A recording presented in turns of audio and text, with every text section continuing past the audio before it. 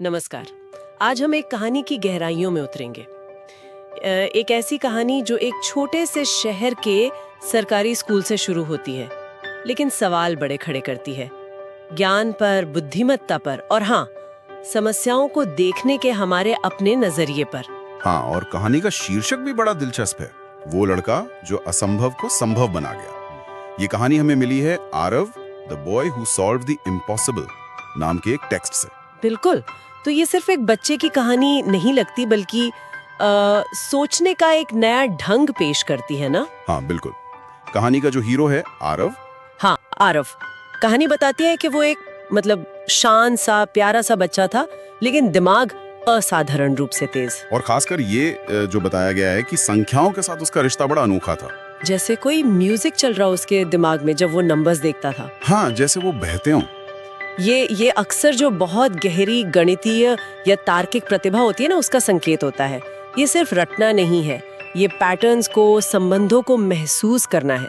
Intuitive level पर प्रतिभा थी, वो पसंद नहीं थी, यहाँ तक कि वो उससे जलते थे। अच्छा, उन्हें ये बात पचती नहीं थी कि भाई एक स्टूडेंट उनसे ज्यादा कैसे जान सकता है। ये तो बहुत जानी पहचानी सी बात लगती है ना, इंसानी फितरत। शायद जब कोई स्थापित अथॉरिटी होती है और उसे किसी नई प्रतिभा से खतरा महसूस होता है। बिल्कुल। ये सिर्फ क्लासरूम में नहीं, कहीं भी दिख लेता है, ऑफिस में, रिसर्च में, परिवारों में भी। यहाँ टीचर जिसे ज्ञान का सोर्स होना चाहिए, वो खुद ही इनसिक्योर हो गया। हाँ, और ये इनसिक्योरिटी उनके बर्ताव में साफ दिखती थी। जैसे कहानी बताती है कि मिस्टर शर्मा रोज आरव को जानबूझकर मुश्किल से मुश्किल सवाल देते थे। अच्छा, जानबूझकर? हाँ, मकसद एक ही था, उसे नीचा दिखाना। अक्सर क्लास के सामने हंसते हुए कहते थे, चलो आरव, अगर इतना बड़ा गणितज्ञ है तू, तो इसका जवाब दे। ये जो ताना मारने का अंदाज है और सबके सामने चैलेंज करना, ये टीचर की फ्रस्ट्रेशन दिखाता है। वो आरव की काबिलियत को मानने या उसे और बढ़ाने की जगह उसे दबाना चाह रहे थे। लेकिन आरव का जवाब बड़ा मजेदार होता था। वो कभी गुस्सा नहीं होता था। कहानी कहती है वो मुस्कुराकर जवाब देता था। क्या कहता था? कहता था, सर, नंबर्स भी इंसान जैसे होते हैं, उनसे प्यार से पूछो तो जवाब मिल ही जाता है।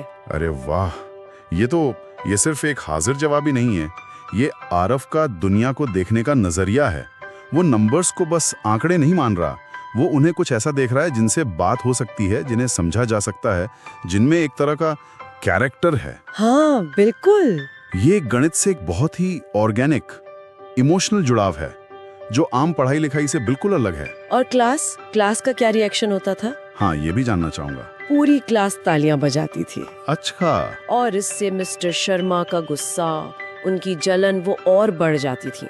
उन्हें लगता था कि आरव सिर्फ होशियार नहीं, पॉपुलर भी हो रहा है, शायद उनकी अथॉरिटी को ही चैलेंज कर रहा है। ये बच्चों का ताली बजाना भी इंटरेस्टिंग है। वो शायद अनजाने में ही आरव की सच्चाई और टीचर की कड़वाहट में फर्क महसूस कर रहे थे। तालियां सिर्फ इंटेलिजेंस के लिए नहीं थीं, शायद उसकी शांति, उसके ग्रेस के लिए भी थीं। बिल्कुल, जिस तरह वो टीचर के ताने झेलता था। और फिर आया वो दिन जब मिस्टर शर्मा ने तय कर लिया कि बस अब बहुत हुआ, इस सिलसिले को खत्म करना है। उन्होंने आरव को एक ऐसी चुनौती देने का फैसला किया जिसका सामना दुनिया का कोई बड़ा गणितज्ञ भी नहीं कर पाया था। ओहो, मतलब अब हद हो गई। हाँ, एक ऐसा सवाल जिसका कोई हल, ज्ञात हल था ही नहीं। यहाँ टीचर अपनी हताशा के पीक पर पहुंच गए। जब सीधे सीधे वो बेहतर साबित नहीं कर पाए, तो उन्होंने एक इम्पॉसिबल दीवार खड़ी करने की सोची। ये एक तरह की इंटेलेक्चुअल बुलिंग कह सकते हैं। उन्होंने बोर्ड पर एक पहेली लिखी, गणित की पहेली। नियम बड़े सीधे थे। क्या थे नियम? कि अगर कोई संख्या सम है, इवन, तो उसे 2 से भाग दो। ठीक है। अगर वो विषम है, ऑड, तो उसे 3 से गुणा करो और उसमें 1 जोड़ दो। ठीक, गुणा 3 जमा 1। और इस प्रोसेस को दोहराते रहो बार बार। अच्छा, करते जाओ बस। और फिर सवाल पूछा, साबित करो कि तुम किसी भी संख्या से शुरू करो, ये प्रक्रिया हमेशा तुम्हें 1 तक पहुंचाएगी। अरे, ये तो। हाँ, और कहानी में ब्रैकेट में बताया गया है कि इसे कोलार्ड्स कंजेक्चर कहते हैं। कोलार्ड्स कंजेक्चर। हाँ, यहाँ रुकना पड़ेगा। ये कोई मामूली पहेली नहीं है, ये वाकई गणित की दुनिया की सबसे फेमस अनसुलझी प्रॉब्लम्स में से एक है। 1937 में लोथर कोलास ने इसे दुनिया के सामने रखा था।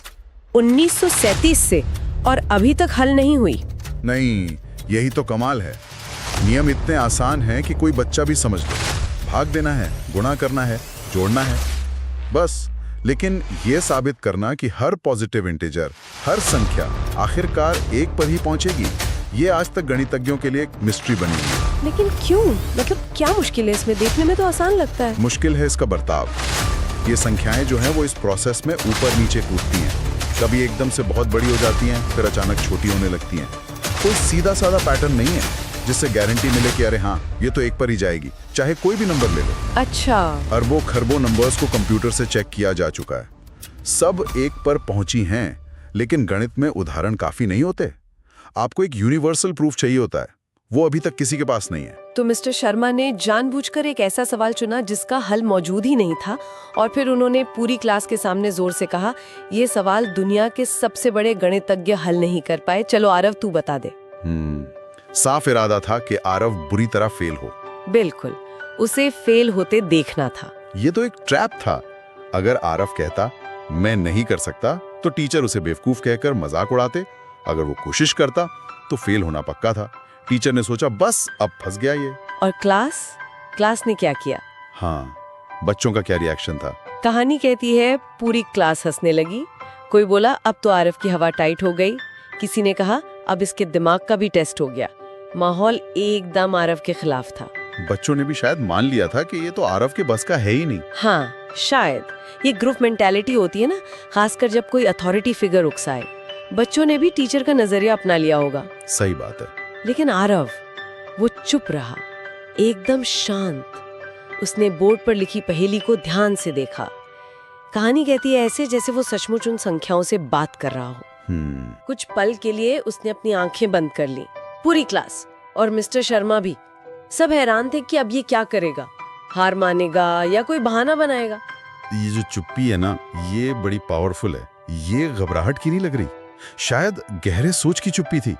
उसने बाहर के शोर से, उम्मीदों से खुद को जैसे काट लिया हो। और फिर उसने बहुत शांति से जवाब दिया, और ये जवाब गणित का नहीं था, ये फिलोसॉफिकल था, दार्शनिक। अच्छा, क्या कहा? उसने कहा, सर आपका सवाल शायद अभी तक दुनिया ने हल नहीं किया, लेकिन इसका मतलब ये नहीं कि इसका जवाब नहीं है।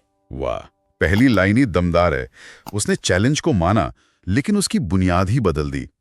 हल नहीं हुआ और हल हो नहीं सकता, इसके बीच का फर्क बता दिया उसने। हाँ, फिर उसने आगे कहा, हर नंबर चाहे कितना बड़ा हो, एक ना एक दिन 1 तक पहुंचता ही है। बस सब्र चाहिए, जैसे इंसान को जिंदगी में चाहिए। ये है वो टर्निंग पॉइंट जहां आरव ने पूरी बाजी पलट दी। उसने गणित का प्रूफ देने की जो इम्पॉसिबल कोशिश थी वो की ही नहीं। उसने प्रॉब्लम को एक मेटाफर बना दिया। मेटाफर या मतलब रूपक। हाँ, उसने कोलैप्स प्रोसेस की यात्रा को जिंदगी की यात्रा से जोड़ दिया, और 1 तक पहुंचना उसे एक मंजिल, एक अल्टीमेट ट्रूथ जैसा बना दिया। और सबसे खास बात, उसने सब्र को, पेशेंस को कीवर्ड बना दिया। ये तो गणित से ज्यादा जिंदगी का पार्ट लग रहा है। हाँ, और यही तो इसकी खूबसूरती थी। उसने प्रॉब्लम को सॉल्व करने के बजाय उसे रीफ्रेम कर दिया, पुनर्परिभाषित। ये एक बहुत पावरफुल इंटेलेक्चुअल स्ट्रैटेजी है। जब आप किसी प्रॉब्लम का सीधा हल नहीं ढूंढ पाते, तो आप सवाल को ही बदल देते हैं या उसे एक बड़े कॉन्टेक्स्ट में देखते हैं। आरव ने टेक्निकल चैलेंज कैसे साबित करें को एक फिलोसॉफिकल सवाल, इसका मतलब क्या है, मैं बदल दिया। 1 अब सिर्फ एक नंबर नहीं रहा, वो यूनिटी, मंजिल या सच का सिंबल बन गया। क्या ये बस बातों का खेल था या इसमें सच में कोई गहरा मतलब था? मेरे ख्याल से ये गहरा था। उसने सिर्फ अपनी इज्जत नहीं बचाई, उसने एक हायर लेवल की समझ दिखाई। उसने दिखाया कि नॉलेज सिर्फ कैलकुलेशन और प्रूफ तक लिमिटेड नहीं है। नॉलेज का मतलब है अर्थ खोजना, कनेक्शन बनाना, वैल्यूज जैसे सब्र को पहचानना। ये सोचने पर मजबूर करता है कि क्या हर प्रॉब्लम का हल सिर्फ टेक्निकली होता है। अच्छा, इसके बाद उसने कुछ और भी किया या बस बोलकर रुक गया? हाँ, ये जानना जरूरी है। नहीं, वो रुका नहीं। उसने अपनी बात को और साफ करने के लिए एक उदाहरण भी दिया। उसने बोर्ड पर लिखा, नंबर 6 से शुरू करके। अच्छा, 6 से? हाँ, 6 सम है तो आधा किया 3 हो गया। ठीक। 3 विषम है तो 3 से गुणा किया 9, और 1 जोड़ा तो 10 हो गया। ओके, 10। 10 सम है, आधा किया 5, 5 विषम है तो 3 गुणा 5 15 जमा 1 यानी 16। हाँ 16। फिर 16 का आधा 8, 8 का आधा 4, 4 का आधा 2 और 2 का आधा 1। हाँ गया एक। हाँ 6 से 3, 3 से 10, 10 से 5, 5 से 16, 16 से 8, 8 से 4, 4 से 2, 2 से 1। उसने पूरा रास्ता दिखाया। ये एक ठोस उदाहरण था। ये कोलैट्स कंजेक्चर को साबित तो नहीं करता क्योंकि ये सिर्फ एक नंबर के लिए है, लेकिन इसने 2 काम किए। पहला, दिखाया कि प्रोसेस काम कैसे करता है, और दूसरा, उसकी जो फिलोसॉफिकल बात थी उसे एक प्रैक्टिकल शक्ल दी। उसने दिखाया कि देखिए, कम से कम इस रास्ते पर तो नंबर 1 तक पहुंचता है। और फिर आरव ने अपना फाइनल कंक्लूजन दिया, जिसने शायद सबसे ज्यादा असर डाला। उसने कहा, देखिए सर, हर रास्ता कितना भी टेढ़ा मेढ़ा हो, पर अंतिम मंजिल एक ही होती है, 1, एकता, सच्चा जवाब। उफ, यहाँ 1 का जो सिंबॉलिक मतलब है वो अपने पीक पर है। एकता, सच्चा जवाब, ये शब्द गणित की प्रॉब्लम को एक नैतिक, एक दार्शनिक लेवल पर ले गए। उसने सिर्फ एक मैथमेटिकल पैटर्न नहीं दिखाया, बल्कि उसमें एक गहरा मीनिंग भर दिया। उसने चुनौती को हराया नहीं, वो उससे ऊपर उठ गया। और इसका असर क्लास पर, मिस्टर शर्मा पर। हाँ, क्या हुआ फिर? कहानी कहती है पूरी क्लास में सन्नाटा छा गया, पिन ड्रॉप साइलेंस। वो बच्चे जो पहले हंस रहे थे अब चुप थे, शायद सोच में पड़ गए थे। और मिस्टर शर्मा, वो भी चुप हो गए। आरव के जवाब ने हवा का रुख पूरी तरह बदल दिया था। ये चुप्पी, इसमें कई चीजें मिली हो सकती हैं। हैरानी, इज्जत, शायद टीचर के मन में थोड़ी शर्मिंदगी भी। आरव ने उनकी उम्मीदों को तोड़ दिया था। उन्होंने एक गणित की लड़ाई सोची थी, पर उन्हें मिला एक फिलोसॉफिकल सबक। और कहानी के मुताबिक मिस्टर शर्मा को उस पल एक रियलाइजेशन हुआ। उन्हें लगा कि आज पहली बार किसी बच्चे ने गणित में फिलॉसफी दिखा दी है। उस दिन के बाद मिस्टर शर्मा कभी आरव से चिढ़े नहीं। उनका बर्ताव बिल्कुल बदल गया। ये कहानी का एक बहुत जरूरी मोड़ है। आरव का जो अनएक्सपेक्टेड जवाब था, वो न सिर्फ उसे बेइज्जती से बचाने में कामयाब रहा, बल्कि उसने टीचर के मन को भी बदल दिया। ये दिखाता है कि कैसे नॉलेज का एक अलग तरह का प्रदर्शन, जो सेट रूल्स या उम्मीदों के हिसाब से ना हो, वो भी गहरा और पॉजिटिव असर डाल सकता है। उसने प्रॉब्लम का टेक्निकल हल नहीं दिया, लेकिन एक ह्यूमन हल जरूर पेश किया। तो क्या हम ये कह सकते हैं कि आरव ने असंभव को संभव कर दिखाया, जैसा कि कहानी का टाइटल है? ये इस पर निर्भर करता है कि हम असंभव किसे मानते हैं। अगर असंभव का मतलब था कोलैट्स कंजेक्चर का मैथमेटिकल प्रूफ देना, तो नहीं, उसने वो नहीं किया। वो शायद अभी भी सबके लिए असंभव है। ठीक है। लेकिन अगर असंभव का मतलब था एक हॉस्टाइल माहौल को बदलना, एक जलने वाली टीचर के रवैये को बदलना और एक अपमानजनक सिचुएशन को इज्जतदार सिचुएशन में बदलना, तो हाँ, उसने उस असंभव को संभव कर दिखाया। उसने प्रॉब्लम को हल नहीं किया, उसने सिचुएशन को बदल दिया। और कहानी का अंत बताता है कि आरव बड़ा होकर एक वैज्ञानिक बना और लोग उसे इसी नाम से जानते थे, वो लड़का जो असंभव को संभव बना गया। हाँ, अब ये टाइटल ज्यादा मीनिंगफुल लगता है। उसका संभव करना गणित के प्रूफ्स में नहीं था, बल्कि इंसानी समझ और डायलॉग में था। उसने दिखाया कि इंटेलिजेंस के कई रूप होते हैं। तो चलिए, इस कहानी से जो मुख्य बातें निकल कर आईं, उन्हें थोड़ा समेटते हैं। हमने देखा कि आरव ने एक अनसुलझी गणितीय पहेली का सामना किया, लेकिन उसका जवाब गणितीय होने के बजाय दार्शनिक था। हाँ, तो पहला बड़ा सबक है प्रॉब्लम को रीफ्रेम करने की ताकत।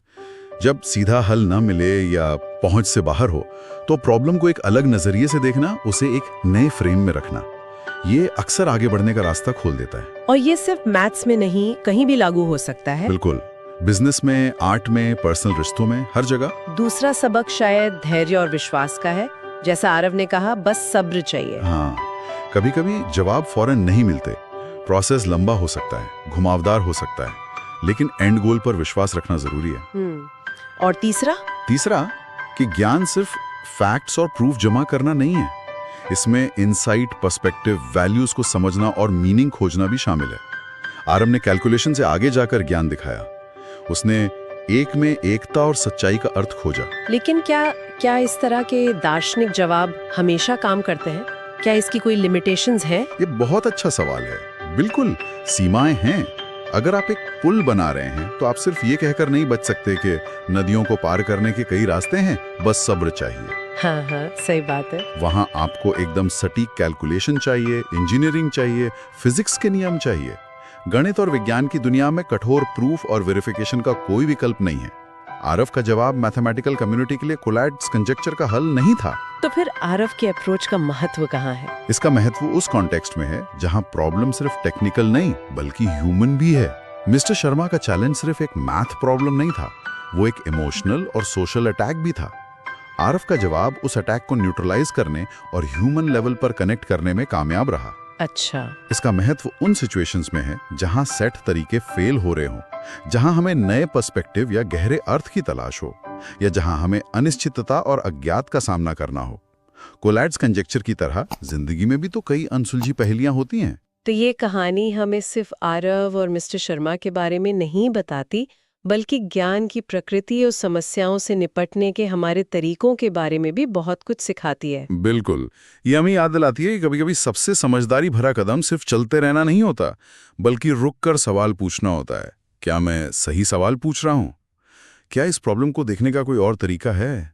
क्या यहाँ कोई गहरा मतलब छुपा है जिसे मैं अनदेखा कर रहा हूँ? तो चलिए आज की चर्चा को यहीं रोकते हैं, लेकिन अपने सुनने वालों के लिए मौजूदा समस्याओं को ज्ञात तरीकों से हल करने में ही है, या फिर वो क्षमता ज्यादा जरूरी है जो हमें नए सवाल पूछने, समस्याओं को अलग ढंग से देखने और जानी पहचानी चीजों में भी अनदेखे अर्थ खोजने में मदद करती है। और इसी से जुड़ा एक और ख्याल, हमारी अपनी जिंदगी में